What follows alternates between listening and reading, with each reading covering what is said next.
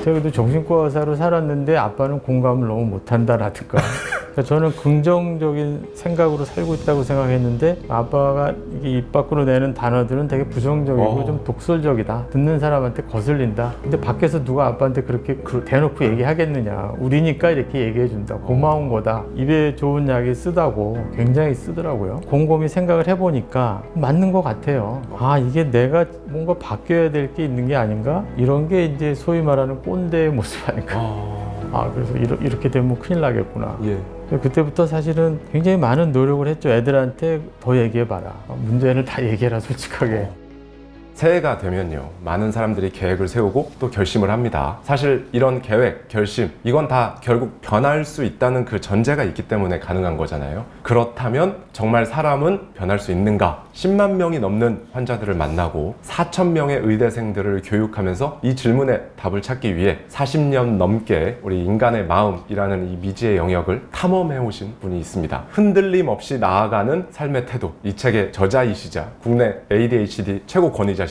정신건강의학과 전문의 방건호 교수님 모시고 깊이 있는 이야기 나눠보겠습니다. 네, 저는 방건호라고 하고요. 경희대학교 의과대학에서 한 30몇 년 근무를 했었고요. 2024년 2월에 퇴직을 했고요. 그 이후에도 계속 같은 계통으로 일을 하고 있고요. 오늘 이렇게 대저택에 초대를 해주셔서 감사합니다. 네, 영광입니다. 정말 우리나라의 오래된 속담 중에 3살 버릇 여든 간다 라는 말이 대한민국 사람이라면 누구나 귀에 딱지가 앉을 만큼 그렇게 익숙하게 들었을 텐데요. 이건 이제 사람의 성향, 기질, 성격, 태도 이런 건 안 바뀐다 라는 대전제가 깔려있는 속담인데요. 40년 넘게 전문의로 계시면서 얻은 결론이 있으실 것 같아요. 사람이 정말 변할 수 있을까요, 교수님? 저는 바뀔 수 있다고 믿습니다. 네. 네, 근데 사실은 저도 가끔 의심이 들 때가 있고 네. 많은 사람들이 거기에 대해서 반론을 제기하기도 하시는데 어쨌든 제가 평생 해왔던 일이 뭔가 좀 바꾸는 노력을 해왔었고요. 많은 분들이 거기서 조금씩이라도 변화가 있었고 해서 바뀔 수 있다고 믿고요. 근데 이제 거기에 대해서 아까처럼 이를 제기하는 분도 있고 반론도 있고 사실 물증이라는 게 또 쉽지가 않잖아요. 네.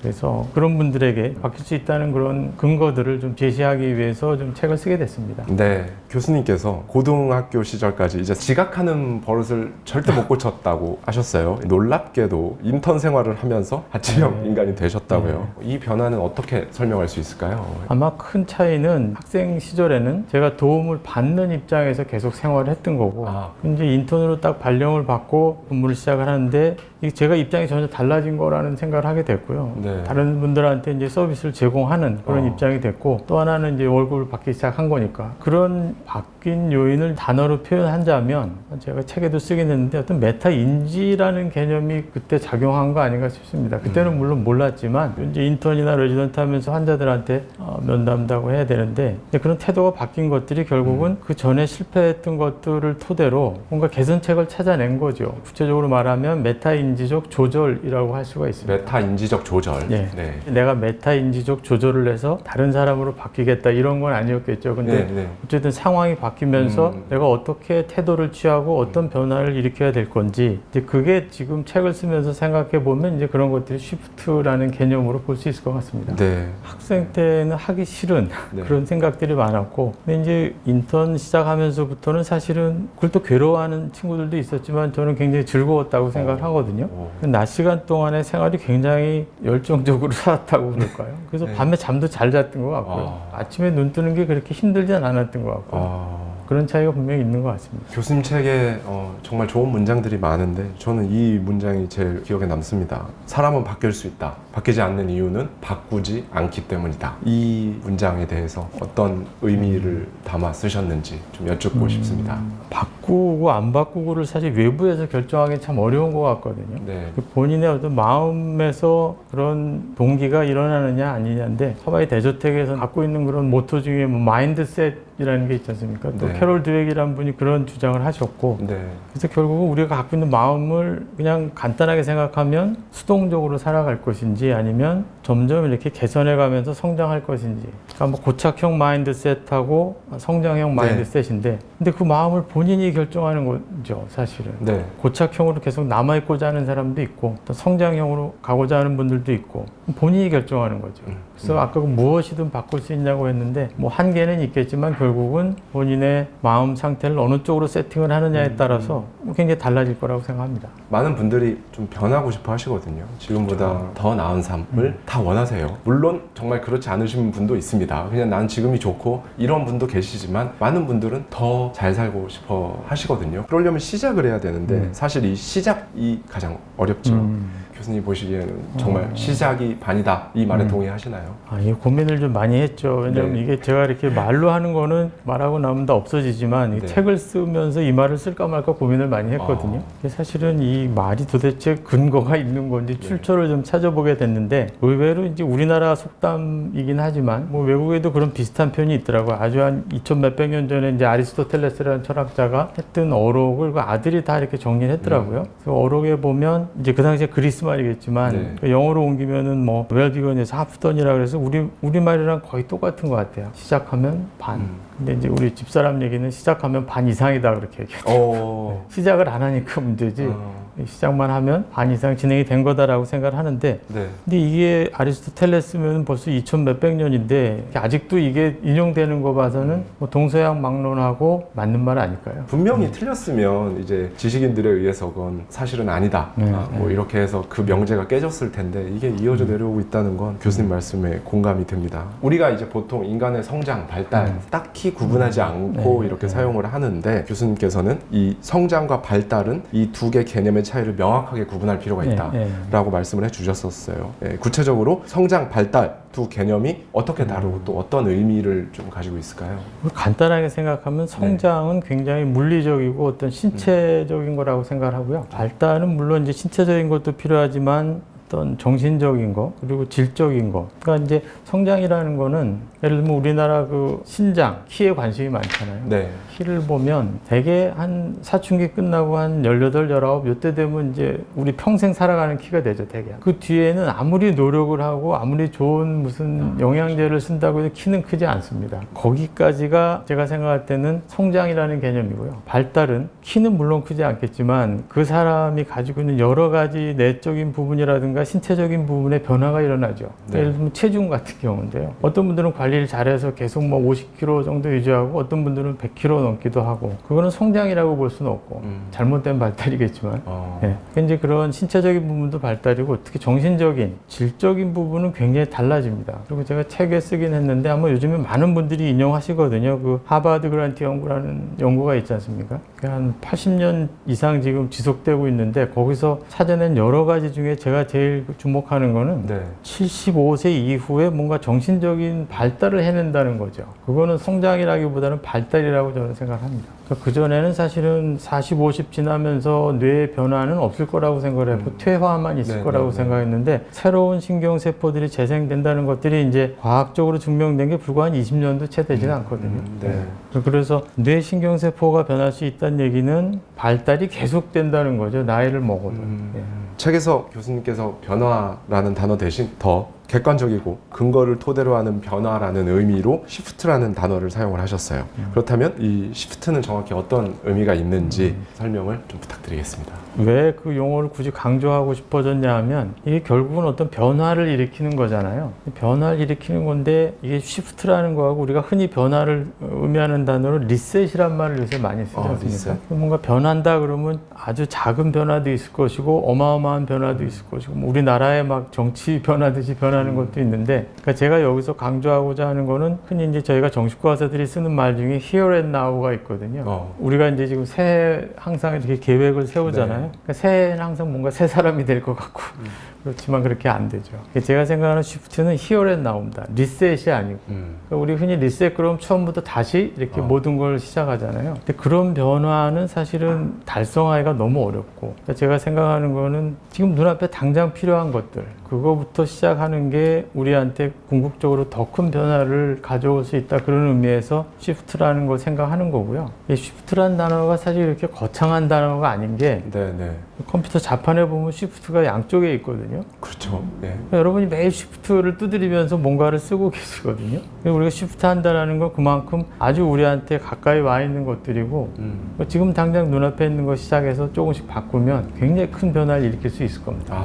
키보드 예시를 들어주시니까 더 확 와닿는 것 같아요. 갑자기 엄청나게 다른 글자를 쓰는 것이 아니라 시프트를 누르면 우리가 소문자가 대문자가 되고 뭐 그런 기능을 구현해낼 수 있듯이 작은 변화들을 지금 할 수 있는 것들부터 점진적으로 해 나아가는 그런 의미가 좀 담겨 있는 것 같습니다. 각자 자기 삶에서 시프트가 필요한 지점이 있을 겁니다. 이미 시프트를 하신 분들도 있으실 거고요. 진행 중이신 분들이 있을 거고 하고 싶지만 마음만 먹고 계신 분들 계실 텐데 사람마다 다 다를 거예요. 30대, 40대, 50대 인생에서 이 포인트가 시프트를 해야 하는 시점이다. 뭐 앞에 한 얘기처럼 히어앤 나우 히어앤 나우인데 네. 지금 말씀하신 대로 연령대에 따라서 히어앤 나우가 굉장히 다르죠, 사실은. 네. 그러니까 3살짜리, 6살짜리, 중고생들, 어른, 그다음에 노인들 굉장히 다르죠. 근데 과거하고 지금 굉장히 좀 다르게 저희가 생각하는 건 뭐냐면 지나간 거는 돌이킬 수 없다라고 생각을 했었거든요. 무슨 얘기냐면 그때 했어야 되는 거 그걸 못하면 그 뒤로 계속 문제가 생긴다고 생각을 했거든요. 그리고 인간의 발달이 아까 발달 말씀드렸는데 시기를 놓치면 그 다음에는 회복할 수 없다라고 생각을 했었는데 지금은 점점 그 이론들이 바뀌고 있고 실제로 증명이 되는 것 같습니다. 되돌릴 수 있는 시기가 있다는 거죠. 그래서 히어 앤 나우인데 놓친 기회를 회복할 수도 있는 그런 기회가 찾아온다는 거죠. 예를 들자면 저희 애가 좀 싫어할 수도 있는 예인데 저희 둘째가 말을 못했거든요. 근데 제가 소아정신과 의사를 하고 있고 집사람도 소아과 의사거든요. 근데 얘가 만 3돌이 될 때까지 말을 못했거든요. 만 3돌이 될 때까지? 그렇죠. 네. 네. 그래서 그냥 굉장히 걱정이 많이 되더라고요. 네, 네, 저는 네. 그래도 그런 일을 하고 있고 집사람도 네. 맨날 그런 애들을 보는데 왜 얘가 말을 못하는지를 모르겠어요. 근데 말귀는 알아듣는 거죠. 말귀를 알아듣는다는 건 알겠는데 흔히 말하는 이제 발화가 일어나지 않는 겁니다. 이제 그 당시에 저희가 그 서울에 있다가 부산으로 그 아이가 이제 돌되기 전에 내려갔고 그 아이를 돌봐주시는 분이 부산 사투리를 쓰셨고 그리고 이제 아이가 그 어린이집 가면서 또 이렇게 부산 사투리에 노출이 되고 근데 집에서는 서울말을 썼고 엄마 아빠는 서울말 쓰고 그래서 이게 영향을 준 건지 아닌지 그런데 이제 3돌 정도 되면 이미 문장으로 진행이 돼야 되는데 발화가 안 되니까 얘가 무슨 병원에 가서 저보다 더 잘 보시는 소아정신과 선생님한테 가야 되겠다라고 결심하고 있는데 갑자기 아이가 이렇게 긴 문장으로 말을 했습니다. 병원에 가려고 하니까요. 네. 그 사례는 저한테 굉장히 큰 충격이었고 이게 지금 말씀하신 대로 우리가 가지고 있는 기준이라는 게 어떤 네. 물리적인 선이 아닌 거라는 생각을 점점 더 하게 되는 거죠. 네, 저도 그 부분에 대해서 아직 어린 아이를 키우고 있습니다만 너무 공감되는 게 그 시기 이때 안 하면 안 된다더라 이거를 좀 버리셨으면 좋겠습니다. 이 말은 뭐 저의 개인적인 견해이기도 하지만 여기 앞에 국내 최고 권위자 교수님을 모시고 직접 듣고 제가 드리는 말씀이니까 신뢰하셔도 좋을 것 같아요. 그러니까 걔가 중고등학교, 대학교, 나중에 직장 갈 때까지 계속 저희는 고민이 좀 있었거든요. 네. 그 과거에 그렇게 뭔가 늦게 튄 부분들이 있어서 네. 나중에 뭔가 문제로 드러나지 않을까 했는데 지금은 그냥 말로 먹고 사는 직업을 하고 있습니다. 그러니까 아마 어릴 때 그게 늦었던 건 틀림없어요. 하지만 그걸 이렇게 따라잡는 이제 흔히 말하는 또 회복력이라고 보통 표현하는데 갖고 있었던 거죠. 근데 이제 그걸 부모 입장에서 참고 기다릴 수 있느냐 그리고 이게 기다려도 되는 건지 의심이 자꾸 들잖아요. 네. 그걸 어떻게 잘 처리할 수 있느냐가 아마 관건일 것 같습니다. 성인들한테도 해당이 다 될 것 같습니다. 아이 육아뿐만 아니라 제가 뭐 다른 나라는 잘 모르겠습니다만 우리나라는 이때는 이걸 해야 된다. 삶의 이 타임라인에 있어서 30대가 후반이 되면 최소한 뭐 통장에 얼마는 모아놨어야 하고 또 뭐 40대에는 뭘 어떻게 해야 되고 쭉쭉쭉 연령대별로 이걸 해야 된다. 이제 이런 것들로 인해서 낙심하고 좌절하고 라고 이렇게 하시는 분들이 많은데 전혀 그럴 필요가 없다는 것을 교수님께서 한번 말씀을 해주시면 더 좋을 것 같아요. 네. 근데 그건 본인의 문제도 있을 거고요. 네. 가족이든 아니면 배우자든 주변 사람들의 믿음이 있어야 되는데 그게 이제 사실은 제일 화두가 될 것 같거든요. 아까 말씀하신 것 중에 이제 학부형들 말씀하셨는데 애들은 제일 싫어하고 부모님들이 제일 원하는 게 선행이잖아요. 선행학습. 초등학교 5학년인데 고등 수학을 풀어야 되고. 그래서 저는 그것도 결국 믿음이라고 생각이 좀 되는데요. 아니 부모님이 자기 자식을 좀 믿어주면 좋겠는데 우리 애가 이걸 나중에 하면 때가 늦어서 실패하지 않을까, 망하지 않을까. 그러니까 사실 아까 말씀하신 그 나이에 그 연령대에 이뤘어야 되는 과제들이라는 게 잘 안 되면 항상 우리 불안해지잖아요. 네. 그 불안이 결국은 우리가 더 나아가는데 걸림돌이 될 확률도 좀 있습니다. 그게 사람마다 이 발달의 속도가 다 다를 거잖아요. 예를 들어 아드님께서 3살까지는 말을 하지 않았다가 3살 이후에 갑자기 문장으로 말한 이후 그게 그때 늦었다고 해서 영향을 받아서 점진적으로 이게 가는 게 아니라 순식간에 이제 캐치업을 해서 오히려 더 이제 지금은 다른 사람들보다 더 유창하게 말을 할 수 있게 된 것처럼 뭔가 내 삶에 있어서도 내가 30대 때 경제적으로 뭘 못했어 아니면 커리어적으로 뭘 못했다 해도 그게 이제 소위 저희가 포텐 터진다라고 하듯이 그게 어떤 사람에 따라서는 20대에 막 일찍이 터져서 뭐 영앤 리치다 이럴 수도 있겠지만은 또 어떤 사람은 40대, 50대에 포텐이 터지고 충분히 이럴 수도 있는 것인데 아까 방금 말씀해 주신 것처럼 본인이나 주변 사람의 믿음이나 그런 게 없는 경우가 많기 때문에 그걸 버티질 못하는 것 같아요. 그렇죠. 저는 이 부분이 너무 좋았습니다. 삶의 태도를 시프트할 수가 있다라고 책에서 말씀을 해주셨는데요. 교수님 진료나 연구 케이스들 중에 알게 된 가장 드라마틱한 변화를 이뤄낸 사례를 한번 말씀해 주실 수 있을까요? 진료실에 60대 여자분이 오셨는데 정신과 진료는 처음이신 거고요. 근데 이제 그분이 오신 게 너무 항상 우울하고 예민하고 사람들하고 관계가 좀 좋지가 않고 그리고 같은 집안 살림이 주부신데 주부로 평생 사셨는데 너무 엉망이고 그래서 자식들이 이제 모시고 온 거거든요. 우리 엄마 이렇게 계속 살아도 되는 거냐. 근데 쭉 얘기를 근데 60년을 사셨으니까 얘기가 좀 길더라고요. 길게 어쨌든 좀 듣고 그다음에 필요한 몇 가지 좀 검사들 하고 보니까 흔히 요즘에 얘기하는 ADHD 같은 성향이 너무 어릴 때부터 있는 겁니다.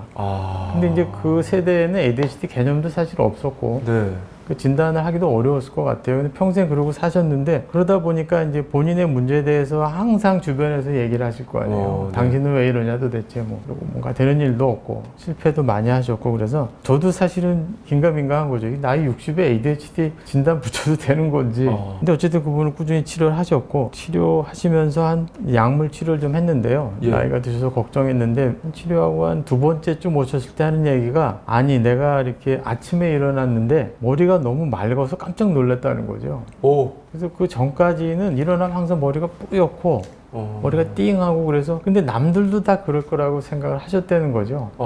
왜냐면 다른 사람 머릿속 볼 수는 없으니까. 그렇죠. 약물 치료하면서 2주 뒤에는 이렇게 세상이 머릿속이 맑을 수가 있느냐. 그리고 정리정돈이 되더라는 거죠. 그래서 갑자기 기분도 굉장히 상쾌해지고 사람들하고 그동안 갈등이 있었던 이유가 머릿속이 멍하니까 뭐 건드리면 자꾸 짜증부터 나고 뭐 정리정돈이 될 수가 없죠. 머릿속이 흐릿하니까. 그리고 이제 그분이 사실은 경제적으로 좀 문제가 돼서 젊을 때 좋은 대학을 나오신 분인데 이제 경제적으로 자기가 독립을 하고 싶으셔서 이제 학원에서 일을 하게 됐는데 이분이 굉장히 어릴 때부터 수학을 잘 하셨더라고요. 처음에는 이제 그 학원에서 이렇게 허드렛 일을 좀 하셨는데 그 선생님들이 보니까 굉장히 똘똘한 할머니잖아요. 그래서 초등부를 가르쳐 봤는데 할머니가 굉장히 잘 가르치시고 지능도 굉장히 높은 분이더라고요. 그래서 결국은 그분이 그 학원의 메인 강사가 되셨고요. 60대 중반 이후부터는 뭐 치료도 계속 하고는 있지만 당신의 삶을 제대로 좀 살고 계신 거죠. 제가 이분을 보면서 느낀 거는 와 이렇게 60이 될 때까지 저렇게 억눌리고 막 자존감 떨어지고 우울하고 살았는데 이렇게 회복시킬 수 있는 힘이 남아 있을 수 있나 하는 겁니다. 그게 이제 어떤 회복력에 대한 그런 생각들이고 또 이분 보면서 제 생각에는 나이가 들든 어쨌든 본인 힘들고 문제가 생겼을 때 도와줄 수 있는 네트워크를 갖고 있는 거 저도 그분을 만나서 이렇게 될 수 있다는 걸 경험해서 저도 굉장히 저한테도 도움이 됐지만 또 그분은 또 그분대로 이런 진료를 통해서 본인의 어떤 문제들을 걷어내고 자기 진가를 좀 발휘하게 돼서 그런 네트워크하고 연결되어 있는 건 굉장히 중요할 것 같아요. 성인 ADHD가 대략 그래도 학계에서 10명 중 몇 명 혹은 100명 중 몇 명 뭐 퍼센테이지로 이렇게 추정치가 있을 거잖아요. 추정치는 지금 18세 이하 아이들한테서 대개 한 5% 전후라고 생각을 하거든요. 근데 이제 그동안 지금까지 나온 자료들 보면은 그 5% 정도가 ADHD라는 문제를 갖고 있을 것이고 얘네들이 이제 그 사춘기를 지나면서 한번 크게 이제 신체적인 성장도 하고 발달도 일어나면서 한 반 정도는 ADHD의 문제가 되는 뇌 부위에서 개선이 일어나는 것 같아요. 그래서 성인이 되고 나면 대체로 한 2%, 3% 정도가 3%. 그 문제를 계속 갖고 있을 것이라는 거죠. 굉장히 많은 거죠. 100명이면 2명에서 3명은 ADHD를 가지고 있다. 이 부분 좀 이따 뒤쪽에 더 자세히 여쭤보도록 하겠습니다. 교수님도 개인적으로 책에서 말씀하고 계신 시프트의 순간을 겪어본 적이 있으신지요? 딸이 둘이 있거든요. 둘 다 외국에 살고 있는데 그 딸들하고 이제 딸 가족들하고 결혼했으니까 같이 살 기회가 좀 있었거든요. 근데 그때 이제 제가 제 모습을 굉장히 적나라하게 좀 보게 됐는데, 왜냐면 이제 그때 집사람이 일 때문에 같이 가진 못했고 저 혼자 3개월 동안 애들하고 지내면서 애들이 이제 저에 대해서 자꾸 얘기를 하는 겁니다. 그러니까 그동안 이제 집사람이 중간에 이렇게 버퍼링이 됐었는데 이제 버퍼가 없어지니까 저한테 직접 와닿기 시작하는데, 예를 들면 그러니까 저의 뭐 이렇게 유머 코드라든가 아니면 생활 태도라든가. 네. 근데 그게 굉장히 저한테는 좀 충격이기도 하고 저항감도 생기고요. 밖에서는 그런 얘기 안 듣는데 집에 들어오면 이제 그런 얘기를 들으니까 굉장히 사실 당황하기도 하고, 근데 이제 애들하고 쭉 얘기를 하면서 들어보니까 아니 아빠가 이렇게 밖에서 어떤 사회적인 위치라든가 하는 일이라든가 이런 것 때문에 누가 아빠한테 그런 얘기를 하겠느냐, 우리처럼 이렇게 솔직하게 가감 없이. 그래서 굉장히 깜짝 놀랐죠 사실은. 제가 그래도 정신과 의사로 살았는데 아빠는 공감을 너무 못한다라든가 그러니까 저는 긍정적인 생각으로 살고 있다고 생각했는데 아빠가 이게 입 밖으로 내는 단어들은 되게 부정적이고 좀 독설적이다, 듣는 사람한테 거슬린다. 굉장히 충격을 받으셨겠는데요. 근데 밖에서 누가 아빠한테 그렇게 대놓고 얘기하겠느냐, 우리니까 이렇게 얘기해 준다, 고마운 거다, 입에 좋은 약이 쓰다고 굉장히 쓰더라고요. 3개월 동안 곰곰이 생각을 해보니까 맞는 것 같아요. 그러니까 뭐 제가 유머 코드 던지면 상대방이 좋아하지만 박장대소가 아니라 썩소 비슷한 것 같아요. 되돌아 생각하면. 그래서 아, 이게 내가 뭔가 바뀌어야 될 게 있는 게 아닌가? 그리고 생각해 보니까 이런 게 이제 소위 말하는 꼰대의 모습 아닌가? 그래서 이렇게 되면 큰일 나겠구나. 예. 그때부터 사실은 굉장히 많은 노력을 했죠. 애들한테 더 얘기해봐라. 문제는 다 얘기해라, 솔직하게. 그거 쉽지 않은데. 쉽지 않죠. 굉장히 예. 고통스러운 그런 날들이었는데 굉장히 저한테는 소중한 기회였다고 생각합니다. 그래서 이 쉬프트라는 게 저는 그때도 그렇고 그 이후로도 계속 노력을 하고, 하지만 지금도 가끔씩 그런 아까 딸들이 지적한 문제들이 튀어나오더라고요. 그래서 그렇게 되지 않으려고 노력은 하고 있죠, 사실은. 그래서 결국은 이 쉬프트라는 게 일어날 때 아까 그 할머니 말씀도 드렸는데 이 네트워크가 있어야 될 것 같아요. 그런 얘기 해주는 사람도 필요하고 또 그렇게 문제가 생겼을 때 어떻게 바꿔나갈 건지 좀 코칭해주는 사람도 있으면 더 좋고요. 이 시프트를 이루기 위해서는 목표가 있어야 할 겁니다. 보통은 이제 장기 목표 혹은 중장기 목표, 그걸 이루기 위한 이제 단기 목표 뭐 이렇게들 설정을 하시는 분들도 많고 마음 먹고 시도해보고 계신 분들도 많은데, 이 목표를 효과적으로 설정하고 이거를 실제로 액션으로 옮기기까지 가장 현실적으로 유용한 팁이라든지 노하우가 좀 있을까요? 뭐 장단기적이라고 말씀하셨는데 이제 장기라는 거는 뭐 시간이 좀 걸리겠죠. 근데 일단 단기적이라는 건 아까 나온 것처럼 Here and Now를 좀 생각하시면 좋을 것 같아요. Here and Now. 그래서 아주 작은 거, 천리길도 뭐 한 걸음부터 이렇게 말하잖아요. 그 말도 이렇게 곱씹어 생각하면 굉장히 질문하신 거에 답이라고 생각이 됩니다. 천리길을 순식간에 천리를 갈 수는 없잖아요. 한 걸음씩 가다 보면 천리를 가는 건데 아주 작은 것부터 생각을 해야 될 것 같고요. 일단 그리고 뭔가를 우리가 성취할 때 이렇게 내려면 뭔가 만족이 있어야 되잖아요. 맞습니다. 근데 목표가 너무 크면 달성하기가 좀 어렵고요. 달성하기 어려우면 중간에 포기할 수 있고, 흔히 저희가 이제 새해가 됐으니까 새해 결심을 하는데 흔히 작심삼일이란 말을 쓰는 이유가 되게 그렇게 되는 것 같아요. 그래서 차라리 그 단기 목표라 그러면 차라리 3일 동안 할 수 있는 목표를 정하는 거죠. 오늘부터 3일. 그럼 그 정도는 지킬 수 있을 것 같거든요. 뭐 금연도 그렇고 요즘에 이제 뭐 건강 많이 신경 쓰시니까 뭐 하루에 계단을 10개만 올라가 보자. 근데 그걸 1년 내내 할 생각하면 끔찍하거든요. 근데 3일은 해낼 것 같거든요. 3일 동안 내가 계단 10개씩 달성하면 목표 달성했으니까 뿌듯해지죠. 만족감이라는 거, 성취감이라는 게 결국은 다음 동력으로 이어질 거고, 그래서 그게 결국은 이렇게 반복되면은 한 100번 반복하면 1년 가는 거죠. 너무 좋은 인사이트였던 것 같아요. 작심 3일이라고 하는데 그 3일을 단기 목표 달성 기간으로 잡고 작심 3일 100번 하면 1년 목표를 달성하는 금방 가겠죠. 예. 미국의 대통령이 되실 분, 그다음에 이제 지금 세계에서 제일 부자가 되는 일론 머스크도 들어 있습니다. ADHD의 가능성이 높다고 생각은 됩니다. 그 ADHD가 갖고 있는 약점 중에 산만한 게 있거든요. 흔히 우리도 그렇죠. 우리가 이렇게 지금 대담을 하고 있지만 속으로 딴 생각하실 수도 있잖아요. 근데 그 생각의 폭이 다른 사람보다 더 산만할 수 있을 겁니다. 근데 그 산만함의 방향이 굉장히 크리에이티브하거나 그거를 감당할 만한 어떤 네트워킹이나 서포트할 수 있는 시스템이 있으면 혹은 굉장히 포지티브한 거죠. 성인 ADHD 분야에서 국내 최고 권위자로 알려져 계시는데 본인이 내가 성인 ADHD구나 라고 모르고 살아가는 경우가 훨씬 더 많죠. 실제로 성인 ADHD라는 개념 자체가 제가 책을 교과서를 낸 게 2009년이거든요. 다른 선생님들하고. 그때는 그런 책이 없어서 내게 된 거니까 불과 한 20년이 채 안 되죠. 그러니까 사실은 지금 성인들은 성인 ADHD 개념이 없을 때 살았기 때문에 진단을 놓쳤을 가능성이 더 많죠. 그래서 정말 많은 분들이 이렇게 얘기를 하세요. 내가 성인 ADHD여서 어떤 부분이 어렵고 관리가 필요하고 뭐 이런 말을 하면 이게 다 먹고 살기 좋아져서 하는 소리고, 옛날에는 정신과적 질환으로 학교를 안 나오고 직장을 안 나오고 병가를 내고 이런 거 없었다. 근데 요즘은 다 이렇게 다 나약해져가지고 뭐 이런 식으로 해서 뭐 얘기를 하는데, 근데 그게 옛날에는 헝그리 정신이 있어서 다 극복해내고 요즘은 그런 정신이 없어져서 더 좋은 핑계로 삼을 수 있는 그렇죠. 무기가 이렇게 생긴 거 아니냐, 이런 주장들이 있습니다. 이거에 대해 교수님 어떻게 보시나요? 오해라고 생각을 하죠. 20년 전에는 진짜 진단 기준이나 그런 게 없었기 때문에 뭐 그럴 수밖에 없을 것 같아요. 그렇다고 해서 그 병이 없어지는 건 아니니까.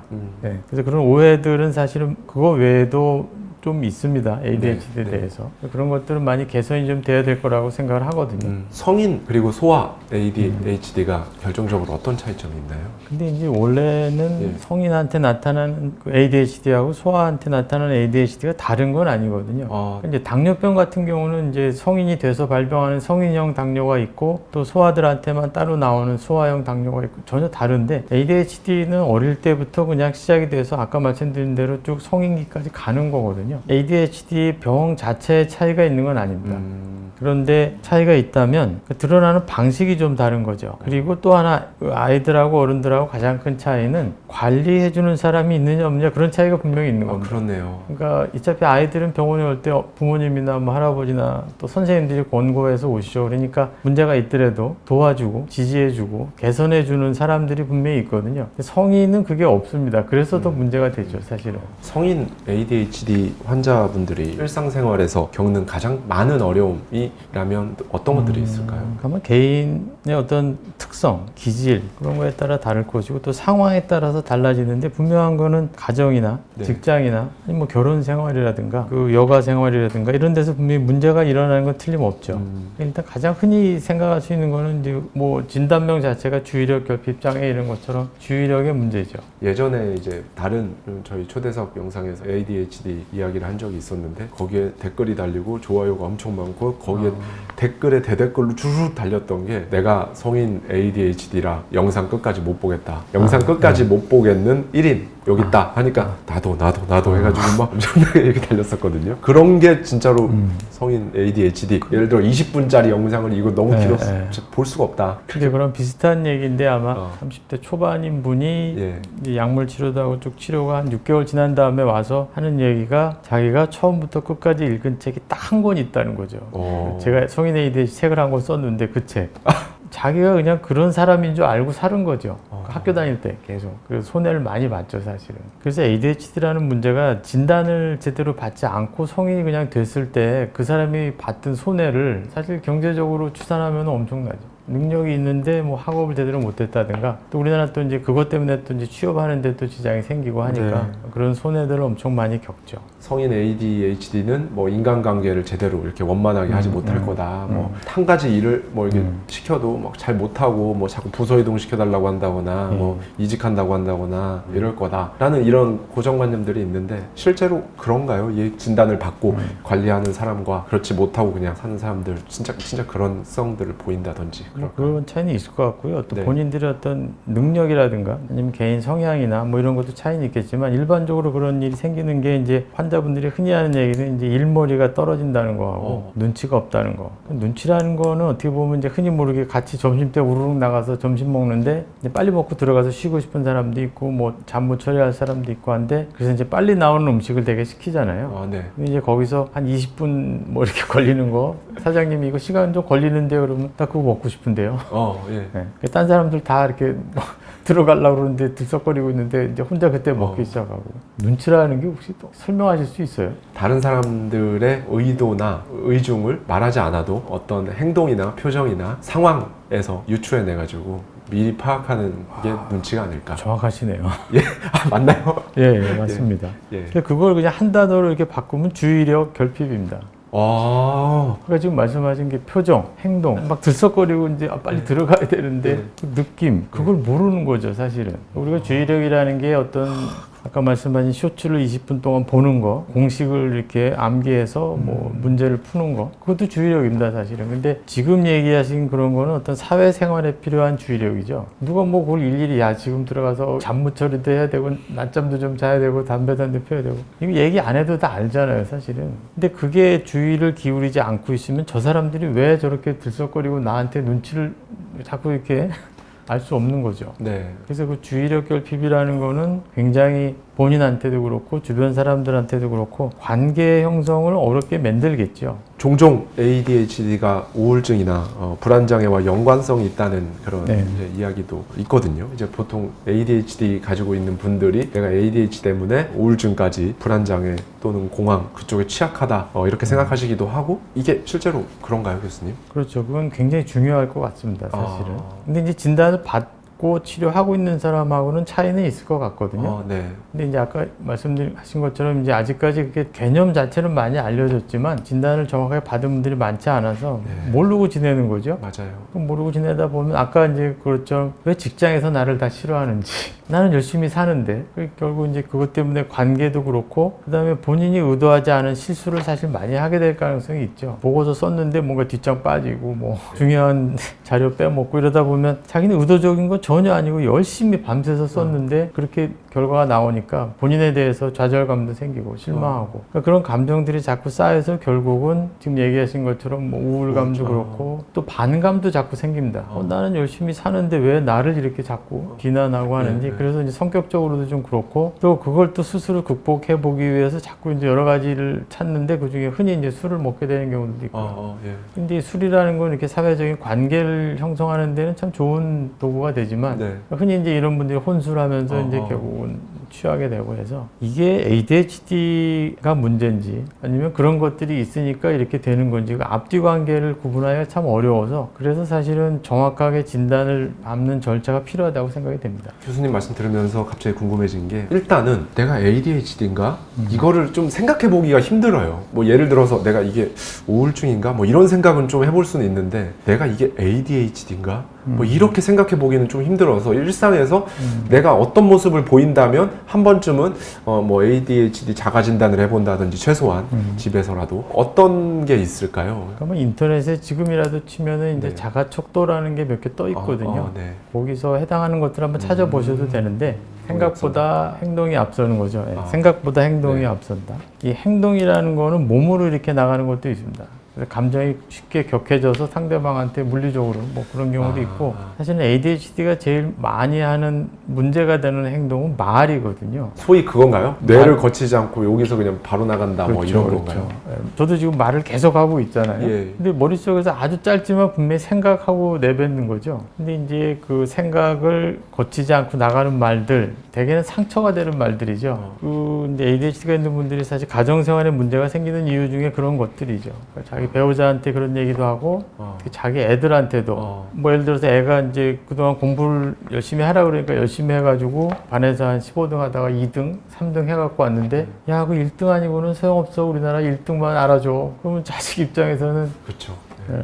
그런 상대방한테 상처를 주는 말, 그게 이제 행동이죠, 사실은. 상대방에게 상처를 주는 말이나 행동을 내가 좀 많이 하는 것 같다라면 한 번쯤 자가 진단을 한번 해볼 필요가 있겠네요. 그렇죠. 근데 이제 ADHD의 가장 큰 약점이 눈치가 없어서 내가 상처를 주고 있다는 걸 잘 모르고 있다는 그거 것도 자체를 있습니다. 모르니까. 예. 그래서 사실은 결혼하신 분들 중에 부부가 오는 경우가 꽤 있거든요. 본인들이 오는 경우도 있지만 배우자들이 되게 제발 이 사람 좀 어떻게 이게 뭐냐 도대체 왜 이러냐 인격이. 약간 분노 조절 장애랑도 헷갈려 하셔서 내원하시는 경우도 많을 것 흔히 같아요. 분노 조절이라는 용어를 많이 쓰잖아요, 사실은. 네. 근데 이제 ADHD가 있는 분도 비슷한 반응을 보이는 이유는 그분들은 진짜 이렇게 억울해서 그렇게 하시는 경우가 꽤 있는 것 같아요. 그러니까 어릴 때부터 자기가 뭘 하면 항상 뭔가 주변에서 이렇게 공격을 하는 거죠. 근데 예를 들어서 수업 시간에 뭐 한 20명이 앉아서 초등학교에서 공부를 하는데 선생님은 열심히 가르치는데 얘는 지루하니까 자꾸 주변 애들하고 장난을 치거나 아니면 교실에서 일어나서 어디로 돌아다니거나 하면 선생님 입장에서는 뭔가 지적할 수밖에 없잖아요. 근데 애 입장에서는 내가 일부러 그런 게 아니다. 근데 일부러 그런 건 아니지만 분명히 규칙을 어긴 게 되는 거잖아요. 근데 그런 식으로 항상 뭔가 자기가 의도치 않게 주변에서 부정적인 피드백이 자꾸 오다 보면 화가 나죠, 사실은. 근데 그 상태로 이제 계속 어른이 되면 뭔가 사소한 자극에 굉장히 폭발을 하게 되는 경우들이 있죠. 이 부분 정말 궁금했었습니다. ADHD 자가진단도 해보고 또는 내원에서 진단을 받았어요. 약물적인 치료, 비약물적 치료 뭐 다 있겠습니다만은 실제로 본인이 예를 들어서 20년, 30년을 그렇게 살아왔는데 약을 먹으면 이게 수개월 만에 실제로 확 호전이 된다거나 이게 확 나아지는 우와 내가 이런 사람이었다니 정말 이 정도의 개선이 되기도 하는지요. 뭐 그럴 수 있죠, 충분히. 근데 이제 그런 반응은 확실히 개인 차이가 있는 것 같고요. 아까 네. 그 60대 여자분 같은 경우는 사실 저희도 깜짝 놀랄 만큼 빠른, 좋은 반응을 보이셨거든요. 그리고 이제 그게 유지가 되는 거고요. 근데 이제 그 약물 치료라는 게 어떤 분들은 반응이 굉장히 늦게 진행이 될 수도 있고 또 용량의 차이가 굉장히 많이 나는 것 같거든요. 근데 분명히 그런 변화를 일으킬 수는 있죠, 분명히. 뭐 예를 들어 우울증이나 불안장애에 쓰는 약들과 ADHD에 쓰는 약이 이게 딱 구분이 되어 있나요? 아니면 그런 것들 기존의 약들을 적절하게 조합해서 처방을 한다던가 이런 식으로 하고 있나요, 지금? 근데 이제 약을 개발할 때 ADHD용 약 이렇게 되는 건 아니고요. 네. 그런 목적에 맞게 사용하는 거죠.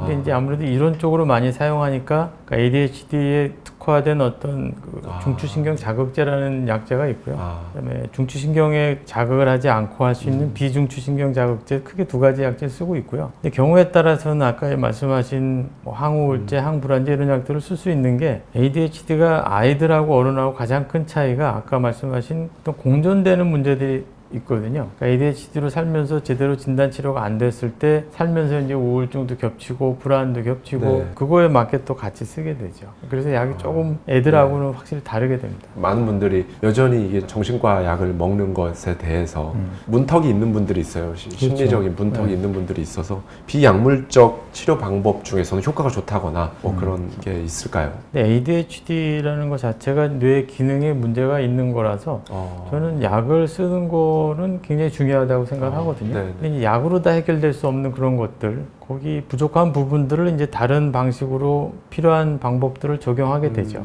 그러니까 예를 들면 흔히 생각할 수 있는 거는 이제 운동을 많이 권하게 되거든요. 근데 운동을 권하는 이유는 뭐 신체적인 건강도 중요하긴 한데 뇌를 활성화시킬 수 있는 제일 좋은 방법은 운동을 하는 거죠. 그 다음에 우리가 운동이라는 거는 결국 뭔가 이렇게 몸의 움직임이 많아지잖아요. 근데 몸의 움직임을 관장하는 거는 뇌에서 하는 거죠. 우리가 근육만 갖고 하는 건 아니잖아요. 그래서 어떤 뭐 평형 감각도 그렇고 그러니까 몸을 움직이기 위해서 이렇게 하면 어떻게 되고 그걸 뇌에서 분명히 컨트롤을 하는데 그러니까 컨트롤하는 기관들이 되게 ADHD의 기능을 조절하는 부위랑 많이 겹치거든요.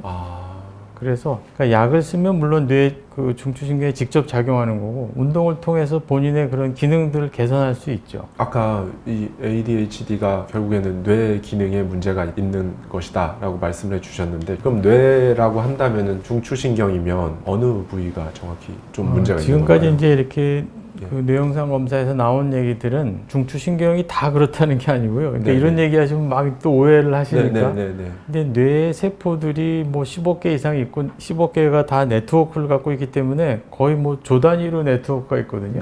그 중에 ADHD는 아주 진짜 일부고요. 주로 전두엽에서 굉장히 앞부분에 그쪽에서 컨트롤을 한다고 보는데 그 부분에 네트워킹에 문제가 있다고 보거든요. 전전두엽이겠네요, 그럼. 그렇죠. 근데 나머지는 다 건강한 거죠. 그렇군요. 이 ADHD 이거 유전적인 영향이 있을까요?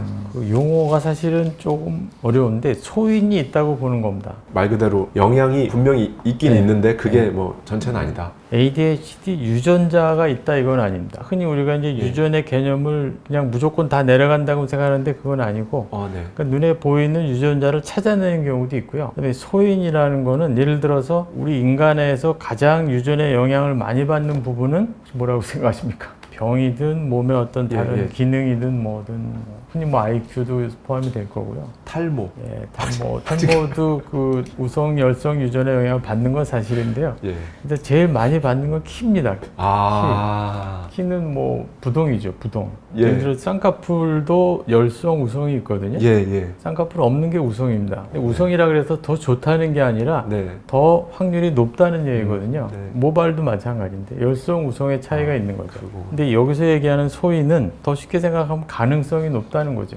그런데 유전에 대한 질문을 제가 굉장히 답하기가 좀 어려운 게 왜곡해서 받아들이시는 분들이 많고 굉장히 슬퍼하세요. 특히 성인들이 내가 ADHD인데 유전된다 그러면 굉장히 슬퍼하고 특히 요즘에 젊은 분들은 결혼을 심지어 안 하겠다는 분도 있어요. 자기가 ADHD로 살면서 이렇게 너무 힘들었는데 자식한테 이걸 물려주고 싶지 않다 이런 분도 있고요. 또는 결혼할 때 딩크족인가요? 네. 그렇게 또 계약을 하세요. 나 같은 사람 또 나면 세상 얼마나 힘들겠냐. 그거 정말 대단한 오해네요, 그러면. 그래서 제가 유전이라는 거에 대해서 굉장히 조심스럽게 말씀드리는 게 과거에는 유전이 된다 그랬거든요. 예. 근데 소인입니다, 이거는. 설사 이제 2세가 태어났는데 ADHD 성향을 갖고 있을 수도 있거든요. 근데 그 소인이라는 거는 뭐냐 하면 우리가 흔히 매니지가 가능하다는 얘기입니다. 네. 뭐 약을 써야 되는 경우도 있겠지만 미리 대비하면서 그 아이의 특성을 잘 수용할 수 있으면 그 문제를 충분히 감당할 만합니다. 그래서 이 유전이라는 단어를 굉장히 저도 좀 조심스럽게 얘기를 드리죠. 요즘에 그런 글들이나 영상을 제가 많이 봤습니다. ADHD가 성공하면 진짜 엄청나게 성공한다. 잘 되면 엄청나게 잘 된다. 그래서 그런 예로 유명한 기업인들이나 그런 분들이 거론되곤 하는데 실제 사례가 그런 인물들이 있을까요? 개인적으로 그런 인물들을 분석을 해서 논문을 썼었는데요. 네. 제가 이제 그 논문을 쓴 지가 한 몇 년 지났는데 그 당시에 뽑았던 그 샘플들 중에 이제 지금 미국의 대통령이 되실 분도 있었고 그다음에 이제 지금 세계에서 제일 부자가 되는 일론 머스크도 네. 들어 있습니다. 아. 근데 그분들의 이제 자서전이나 그분들이 또 특히 일론 머스크 말을 하는 걸 되게 좋아해서 네. 그 어록이 되게 많아요. 그래서 예. 그런 것들 그다음에 요즘에 이제 영상으로 많이 남아 있어서 그런 자료들을 다른 분들하고 쭉 분석을 해보면 ADHD일 가능성이 높다고 생각은 됩니다. 그분이 뭐 진단 받거나 그런 건 아니니까. 근데 이제 그렇게 될 수 있는 가장 큰 요인 중에 하나는 그 ADHD가 갖고 있는 약점 중에 산만한 게 있거든요. 산만하다라는 거를 또 좀 좋게 표현하면 마음 방황이라고 생각할 수 있는데요. 흔히 우리도 그렇죠. 우리가 이렇게 지금 대담을 하고 있지만 속으로 딴 생각하실 수도 있잖아요. 네. 저도 이제 갈 때 뭘 타고 가지? 집에 갈 때 뭘 사들고 가면 좋을까 등등. 근데 그 생각의 폭이 다른 사람보다 더 산만할 수 있을 겁니다. 근데 그 산만함의 방향이 굉장히 크리에이티브 하거나 네. 그리고 또 하나는 그거를 감당할 만한 어떤 네트워킹이나 서포트할 수 있는 시스템이 있으면 그러니까 예를 들어서 일론 머스크가 지금 뭐 화성도 가고 뭐 우주 계획도 옛날에 세웠잖아요. 회사도 엄청 많이 가지고 있잖아요. 그리고 많이 망했습니다. 네. 중간에 그런 것들을 구현할 수 있는 본인의 능력이나 시스템이 있다면 그건 굉장히 포지티브한 거죠. 네. 그럼 ADHD가 일반 성인의 한 2, 3% 된다고 말씀드렸는데 나머지 97%, 8%하고 2, 3%하고 중에 누가 더 위대한 인물을 많이 내고 있느냐 사실 그 데이터가 있으면 정확하게 답을 드릴 수가 있죠. 그 데이터는 정말 아직 없습니다. 네, 나오기가 굉장히 어려운 그렇죠. 데이터일 것 같긴 하네요. 왜냐하면 이분들이 다른 사람보다 에너지가 많고 창의적인 건 틀림없지만 그게 드러나면서 자기의 약점이 되는 걸 또 알고 있어요. 회사에서 이거 업무를 빨리 끝내야 되는데 딴짓 하느라고 머릿속에 딴 생각하느라고 자기의 강점을 자꾸 감추기도 하고 그러다 보면 사람이 자꾸 이렇게 누구한테 손 내미는 걸 굉장히 어려워지죠. 근데 사실은 그런 그 능력이 뛰어난 사람들은 오히려 다른 사람들을 잘 활용하죠. 손을 내밀고 도움을 받기도 하고. 그래서 이런 ADHD는 분들이 약점이 자존감이 떨어져서 부탁을 하면 좋겠는데 부탁을 안 해줘 사실. 그게 또 약점이 되는 것 같아요.